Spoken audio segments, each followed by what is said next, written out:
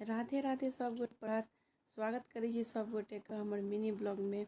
देखियो आइ हम बना रहल छी अपन अथी पाखी और पाखी के पापा के लेल लंच के तैयारी कर रहल छी। टिफिन के आइ बन रहल है आलू के पराठा। ई कहलखिन जे आलू के पराठा बनाओ, हम और हमर दोस्त दुनू आदमी मिल के खाएब। ठीक है, तो उनके लेल आलू पराठा हमर बेटियों के बहुत पसंद पड़े छै। तो ये देखियो हुनके से लेल हम पराठा बना रहल छी। सो टाइम में तो पते है कते भ जाए छै हड़बड़ी। और हमर पराठा बन रहा है और हमर बेटी के बिना मिर्ची के पराठा पसंद है।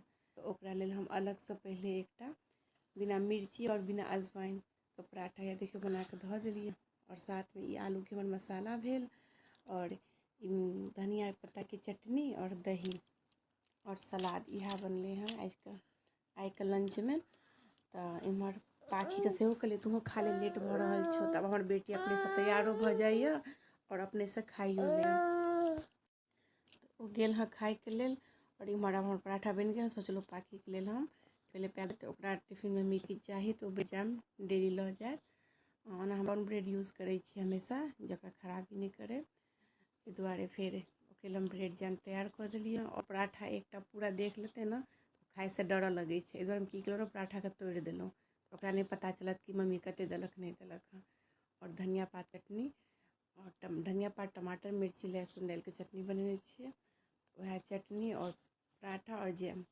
इमहर बेटी के टिफिन तैयार भ गेल। आब ओकर पापा के बारी। हुनका लेल अपन टिफिन तैयार कर रहल छियन। बड़का सा बॉक्स में दिलहुँ एहि दुआरे कि जे टूटल नहीं ल जाए में, नहीं तो ल जाए में टूट जाए छै तो फिर खाए में मजा नहीं आवे छै। धनिया चटनी और साथ में सलाद में नमक नहीं डाललहुँ। ई छै दही। ई सब हम पैक कर लेलिए हाँ और इनका से दऽ देलियन हाँ।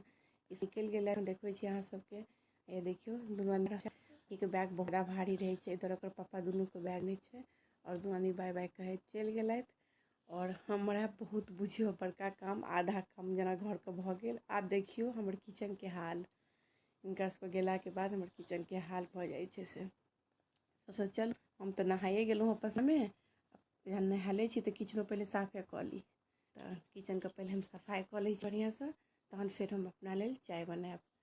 तो देखियो हमर हाल। तो हम किचन का सफाई क ली छी पहले। अहाँ सबके घर में की लंच में बनल हाँ कमेंट में बताएब। और हमर सफाई चल रहा है। फिर सफाई केला के बाद हम सोचलो क्या ना अपना चाय बना ली।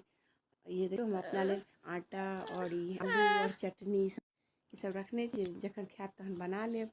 और इम्हर हम अपना लेल चाय सेहो चढ़ा लेलहुँ। देखियो हम किचन साफ भ गेल हाँ। जब तक ले साफ करब हमरा कोनो काम करे में नीक नहीं लागत।